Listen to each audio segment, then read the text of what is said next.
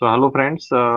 Last time हमने project cover किया था और वो जो प्रोजेक्ट था वो ऑन द बेसिस ऑफ जितने हमने टैग्स पढ़े थे उसके बेसिस पे वो प्रोजेक्ट था।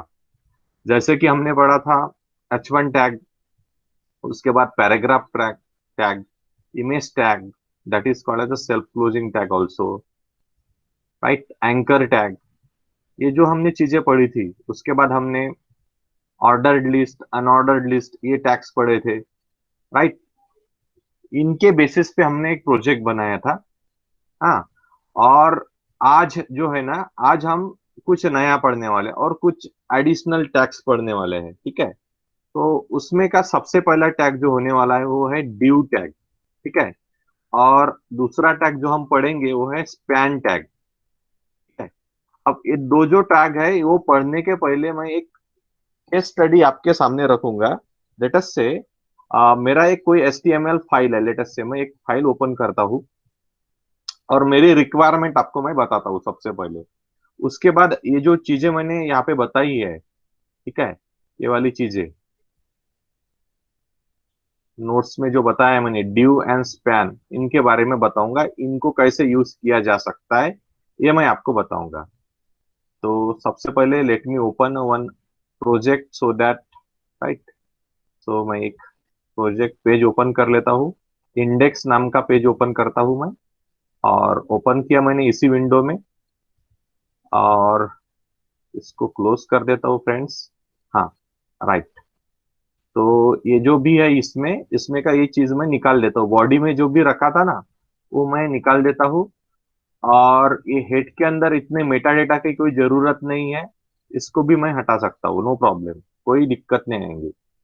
अब मैंने इतना जो भी लिखा, आ, तो इस बॉडी के अंदर मैं क्या करता हूँ, सबसे पहले तो मैं करता हूँ H1 टैग का इस्तेमाल। सपोज मैंने H1 लिखा, this this is this is H1 tag, ठीक है, ऐसा कुछ मैंने लिखा और इसको क्लोज कर दिया H1 करके।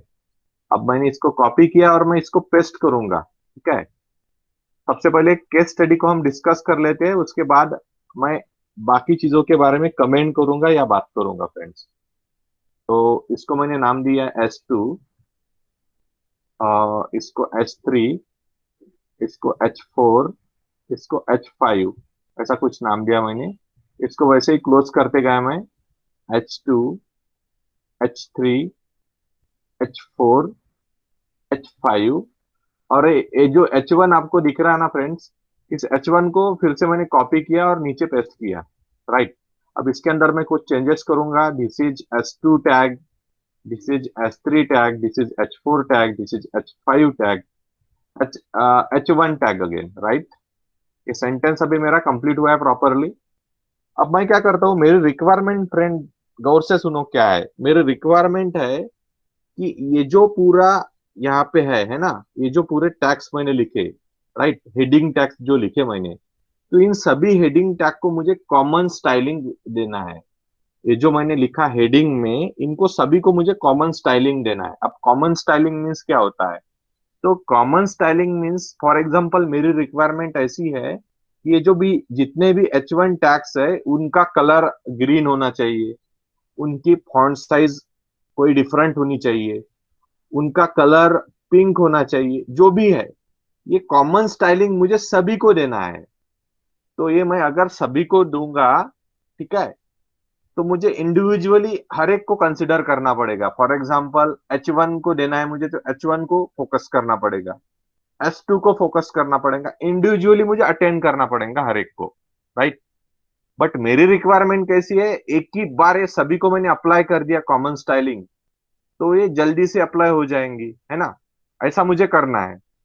तो उसके लिए मुझे CSS का इस्तेमाल करना पड़ता फ्रेंड्स। अब मैं आपको CSS तो एक्चुअली पढ़ा नहीं रहा हूं अभी, मैं एक आपको जस्ट बेसिक आइडिया दे रहा हूँ फ्रेंड्स। CSS जब हम पढ़ेंगे एक्चुअल में, तब उसके डिटेल में जाएंगे टोटली। बट यहाँ आज के एग्जाम्पल के लिए हम एक CSS का बेसिक इस्तेमाल करेंगे फ्रेंड्स। तो मैं एक फाइल बनाता हूँ, देखो फ्रेंड्स, फाइल बनाता हूँ, एक न्यू फाइल क्रिएट करता हूँ, और यहाँ पे जो मुझे फॉर्मेट चाहिए अदर में चूज करता हूँ। देखो अदर में मुझे अगर CSS कहीं दिखता है, देखो CSS मिल गया है मुझे, ओके करता हूँ फ्रेंड्स। और इसको कुछ नाम दे देता हूँ। फॉर एग्जाम्पल इसको कुछ मुझे नाम देना है। लेट अस से मैंने इसको दिया पहले तो इसको नाम दे देते हैं, सेव एज कर देते हैं, सेव एज, सेव कर देते हैं इसको। तो इसको सेव करते हैं हम स्टाइल, स्टाइल।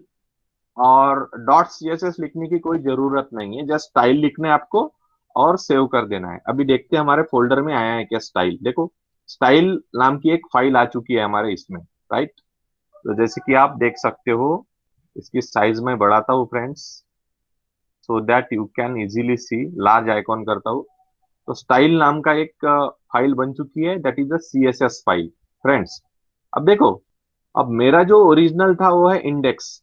इंडेक्स में मुझे क्या करना है, इन सभी लोगों को, ये जो जितने भी यहाँ पे है H1 H2 H5 तक, इन सभी को मुझे कॉमन स्टाइलिंग अप्लाई करना है, कॉमन स्टाइलिंग। ठीक है। तो सबसे पहले इस पेज को हम देखते हैं कैसे दिखता है। तो इसको मैं सेव करता हूँ, देखो यहाँ पे सेव कर दिया मैंने।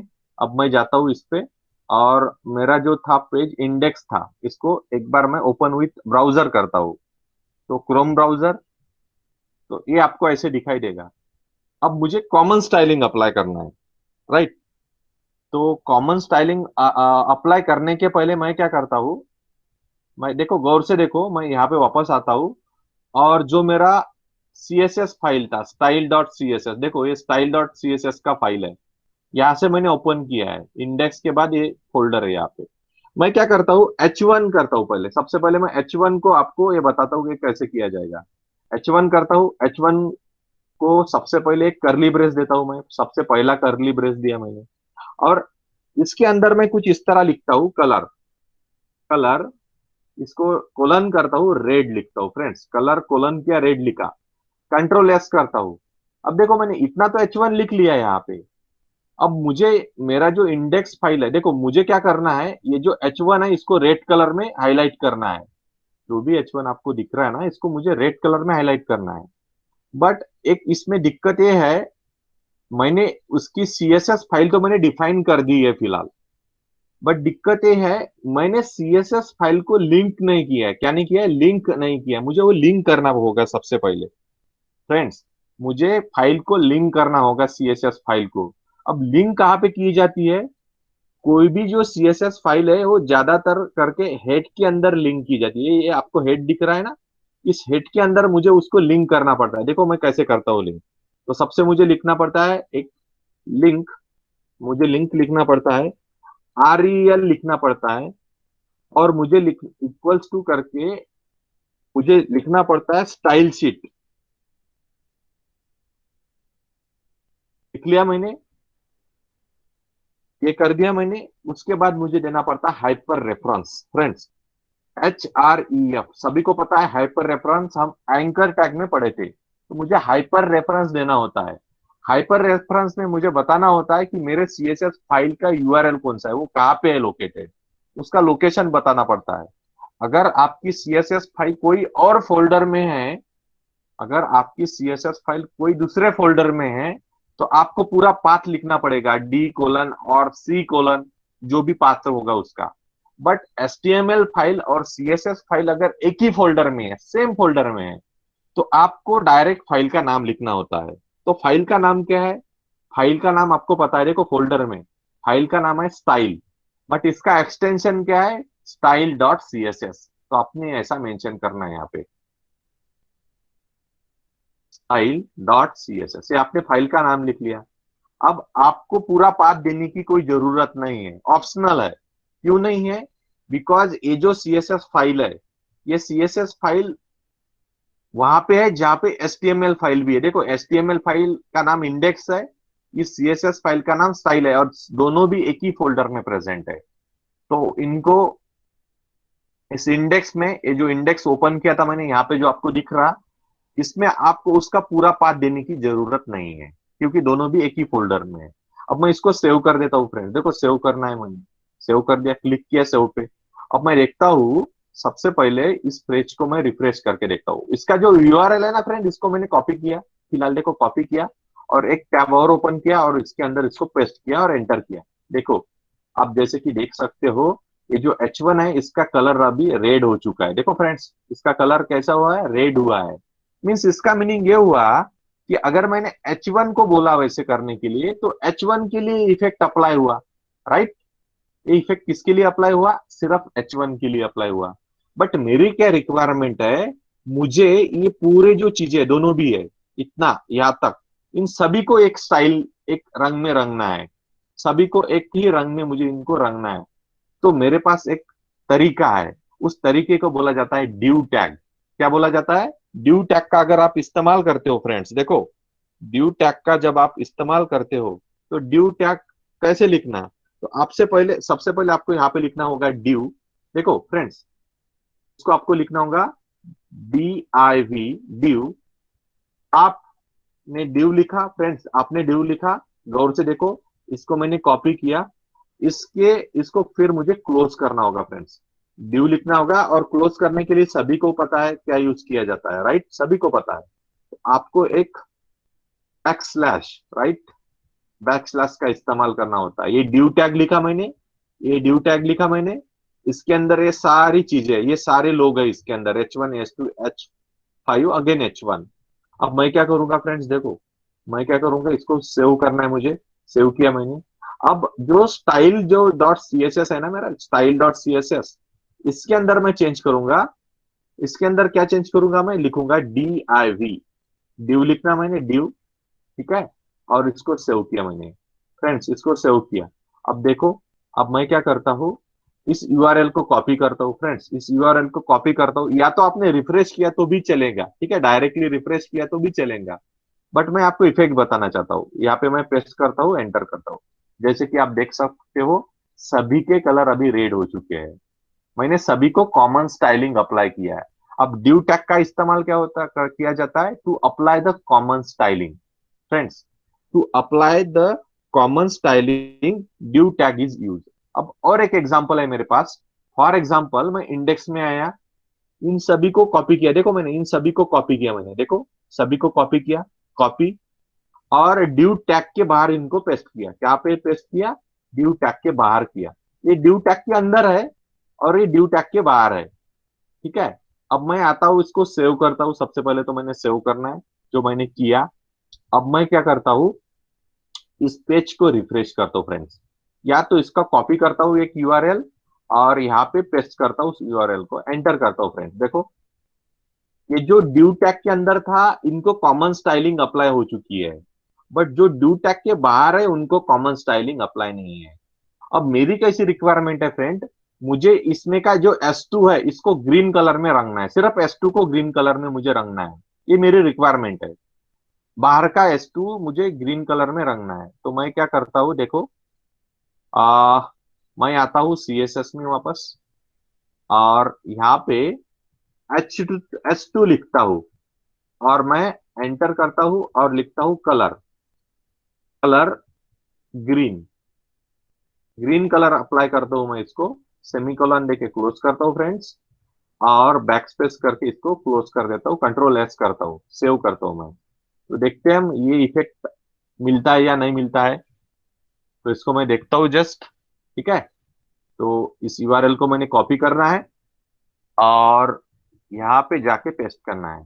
चलो देखते हैं इफेक्ट आता है। देखो फ्रेंड्स, यहाँ पे इसका कलर ग्रीन हो गया, देखो फ्रेंड्स, इसका यहाँ पे कलर ग्रीन हो गया। और एक इसमें बदलाव ऐसे हुआ, जो भी चीजें ड्यू टैग में थी, जो चीजें ड्यू टैग में थी, वो चीजें सबसे पहले रेड हुई। बट मैंने क्या बोला, S2 को ग्रीन करना है, तो ड्यू टैग के अंदर का S2 भी ग्रीन हो गया, राइट। ड्यू टैग के अंदर का S2 भी ग्रीन हो गया, क्योंकि ड्यू टैग ने अपना काम कर दिया सबसे पहले, और उसके बाद मैंने H2 ग्रीन कलर का करने को बोला। तो क्या हुआ, जो पहले ग्रीन रेड था वो ग्रीन हो गया, ठीक है ना। ड्यू टैग ने अपना रोल प्रॉपरली निभाया। बाद में मैंने S2 को ग्रीन होने के लिए बोला, तो ड्यू टैग ने का भी S2 ग्रीन कलर का हो गया। तो इसको बोला जाता है over riding concept, over ride बोला जाता है इसको फ्रेंड्स। यहाँ पे ओवर राइड हुआ, राइट। तो ये ओवर राइडिंग हुआ है। या तो मैं कोई भी कलर दे सकता हूँ, लेटेस्ट से सपोज मैंने पिंक कलर लिखा, मैंने यहाँ पे पिंक, मैं कलर देखता हूँ सबसे पहले, ब्लू, ब्लू अवेलेबल है क्या, yes, blue is available, control S करता हूँ, इसको रिफ्रेश करता हूँ, एक बार और रिफ्रेश करता हूँ। देखो ये इसका कलर कौन सा हुआ है, ब्लू कलर हुआ। तो आप यहाँ पे देख सकते हो फ्लो। सबसे पहले क्या हुआ, ड्यू टैग ने क्या किया, उसके अंदर के जो कंटेंट्स है उनको रेड कलर में रंग दिया। फिर मैंने S2 बोला, जैसे मैंने S2 बोला, S2 जहां जहां S2 है यहाँ पे S2 टैग है, ये भी, ये ब्लू हो गया। ये पहले रेड था, ये ब्लू हो गया। बाद में ये वाला भी ब्लू हो गया। ठीक है। तो आपने एक समझना है इस एग्जांपल में से, क्या समझना है कि due tag use for common styling. अगर आपकी रिक्वायरमेंट है, आपको कॉमन स्टाइलिंग चाहिए होती है, तो आपने हमेशा ड्यू टैग का इस्तेमाल करना चाहिए। ठीक है। तो is it clear, is it clear? मैं Yes, इसमें sir. एक नोट्स लिखता हूँ।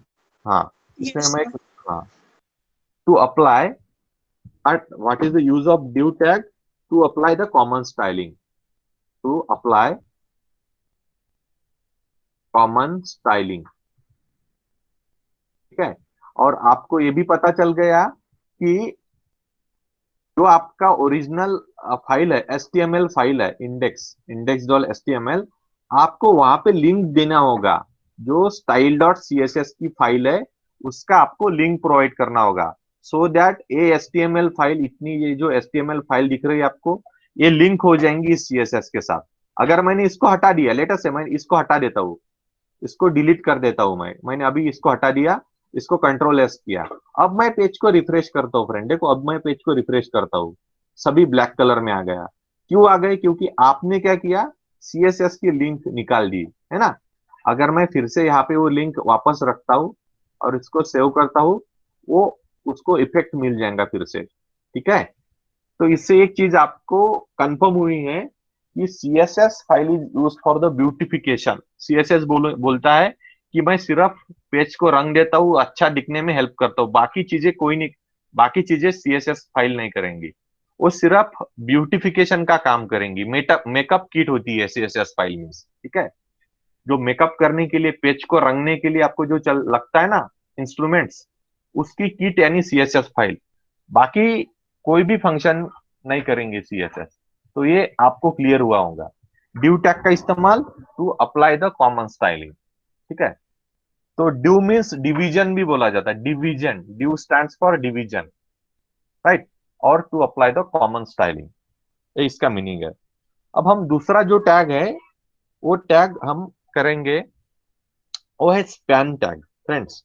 दूसरा टैग जो हम पढ़ेंगे वो है स्पैन टैग। अब देखते हैं स्पैन टैग क्या होता है एक्चुअली। तो कभी कभी मेरी ऐसी एक रिक्वायरमेंट होती है। ठीक है। सबसे पहले तो मैं कुछ टेक्स्ट लिखना चाहता हूँ यहाँ पे। यहाँ पे फिलहाल मैंने ड्यू लिख लिया है। अब मैं क्या करता हूँ, कुछ लिखता हूँ। तो कुछ इंपॉर्टेंट सेंटेंस मेरे को याद है, मैं यहाँ पे लिख लेता हूँ उनको। सेंटेंस ऐसे है। सबसे पहले मैं लिखता हूँ H1, H1 के अंदर लिखता हूँ, क्योंकि ये बहुत इंपॉर्टेंट मैसेज है आप सभी के लिए। ठीक है। H1 में लिखता हूँ the three, the three important, the three important viruses for the human being, right? For the human being, कौन से important viruses for the human being? Span, span tag लिखता हूँ। देखो स्पैन, स्पैन लिखता हूँ। सबसे पहले है ड्रिंकिंग। ठीक है। ड्रिंकिंग। नेक्स्ट कौन सा है, gambling. These are the very hazardous to human being, right? Stay away from that. Drinking, gambling, extracurricular activities, right? You can understand what I mean to say.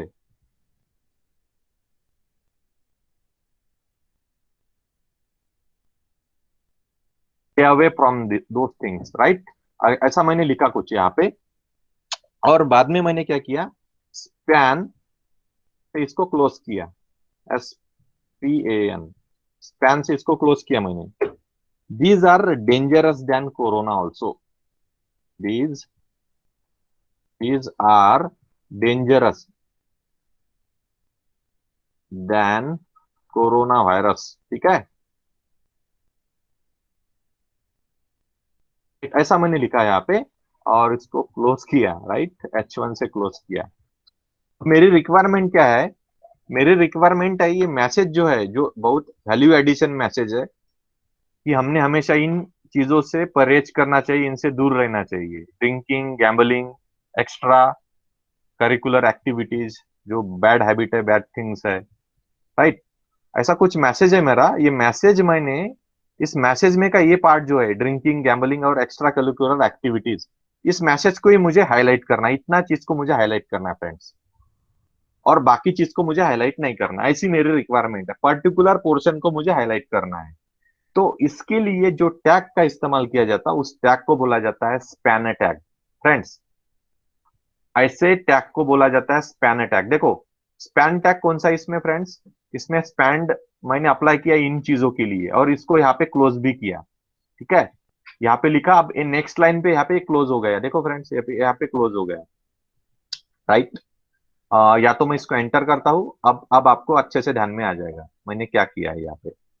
These are, right, these are dangerous than corona also, right. ऐसा मैंने कुछ लिखा है यहाँ पे। इसको control S करता हूँ। H1 टैग के अंदर है सारी चीजें। किसके अंदर है? H1 टैग के अंदर है ये सारी चीजें, फ्रेंड्स। ठीक है, अब इसको मैं कुछ इस तरह से अरेंज कर देता हूँ सबसे पहले तो, सो दैट कंफ्यूजन ना बढ़े, राइट। ये हो गया यहाँ पे, राइट, क्लोज भी हो गया। कंट्रोल एस करता हूँ। अब मैं इसको रिफ्रेश करता हूँ सबसे पहले तो। पेज को मैंने रिफ्रेश किया है। देखो, the 3 important viruses for the human being, ये नाम आया है यहाँ पे। ठीक है, these are dangerous than corona virus. अब मुझे क्या करना है? ये जो चीजें, इनको हाईलाइट करना है कोई एक कलर में। तो लेटर से मैं चूज करता हूँ ग्रीन कलर या ब्लू कलर, कोई भी। तो मुझे क्या करना होगा? मुझे यहाँ पे जाके CSS में वो चेंजेस करने होंगे। देखो फ्रेंड्स, स्पैन टैग कहाँ पे अप्लाई है? यहाँ तक अप्लाई है फ्रेंड्स। स्पैन टैग यहाँ तक अप्लाई है। ठीक है, आपको जो मैंने हाईलाइट किया है वहां तक अप्लाई है। स्टाइल में मुझे जाना है। स्टाइल में मैं गया। स्टाइल में जाके मैंने स्पैन लिखा, SPAN। स्पैन लिखने के बाद मैंने करली ब्रेस दिखी और लिखा मैंने इसमें कलर। कलर दिया। इसको कौन सा कलर देना चाहते हो आप? येलो देना चाहते हो, येलो दे सकते हो। ब्लू देना चाहते हो, ब्लू दे सकते हो। तो मैं ब्लू कलर देता हूँ इसको। तो ब्लू कलर मैंने दे दिया, right.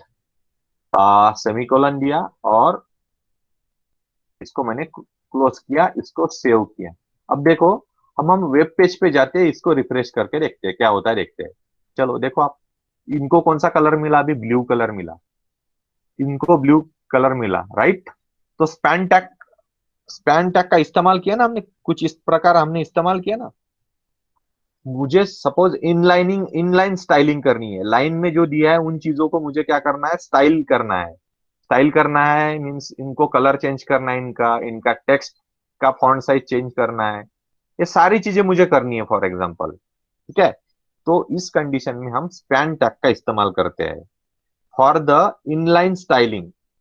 For the inline styling we have to use a span tag. For inline styling,